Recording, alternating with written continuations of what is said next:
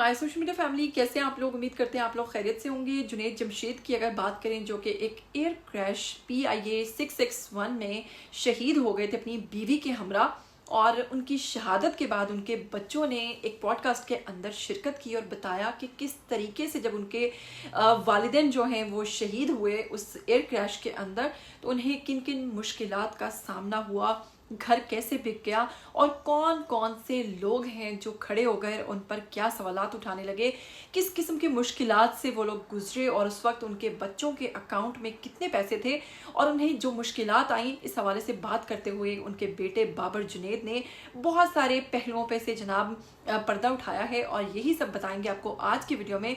लेकिन अगर आप लोग चैनल पर नए हैं तो आप लोग चैनल को सब्सक्राइब कर लीजिए, साथ में बस बेल आइकन को प्रेस कर लीजिए ताकि आपको मेरी आने वाली तमाम वीडियोस के बारे में पता चलता रहे। तो चलिए सबसे पहले आपको बताएंगे कि अगर जुनैद जमशेद की बात करें, जिन्होंने 7 दिसंबर 2016 के अंदर एक एयर क्रैश के अंदर जनाब शहादत उन्हें उनकी बीवी और वो दोनों शहीद हो गए थे। उस वक्त उनके बेटे जो बाबर जुनैद हैं, ये लोग बहुत छोटे थे और बच्चे जो थे ये उस वक्त इल्म यानी कि तालीम हासिल कर रहे थे, कुछ भी नहीं जानते थे कि इनके साथ असल में हुआ क्या है।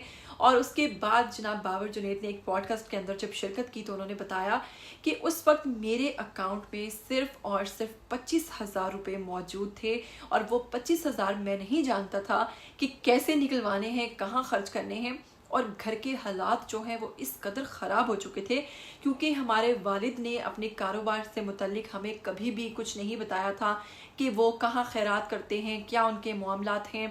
और फिर बहुत सारे लोग जो उनके दोस्त अहबाब थे वही खड़े हो गए और हमें कहना शुरू हो गए कि भारी भारी रकम जो है वो हमारा कर्ज देना बाकी थी और वो कर्जों की मद में जनाब मेरे ऊपर एक बर्डन ये भी आ गया। मज़ीद बाबर जुनैद ने बताया कि हम नहीं जानते थे, हमने कभी उन लोगों के बारे में नहीं सुन रखा था कि उन्हें हमारे वालिद ने उनसे कोई पैसे भी ले रखे हैं, लेकिन उनके वालिद के फोत होते ही ये सवालात हम पर उठना शुरू हो गए कि आपके वालिद ने हमें हमारा कर्ज लिया है और वो हमें वापस करना है।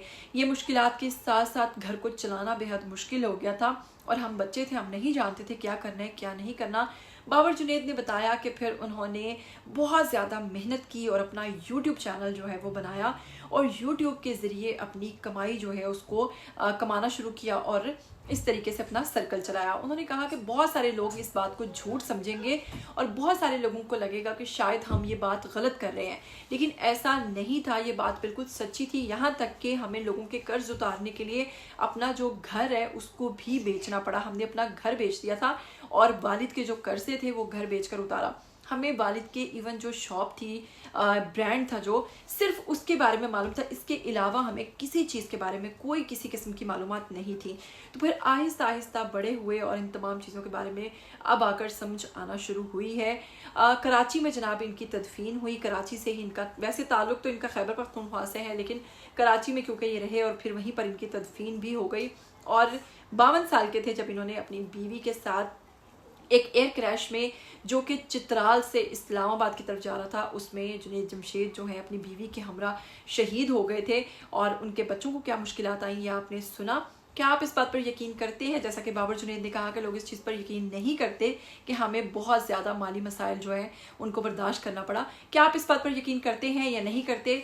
जो भी करते हैं आइए कमेंट बॉक्स में अपनी राय दीजिए। मुझे दीजिएगा इजाज़त। टिल देन टेक केयर, अल्लाह हाफिज़।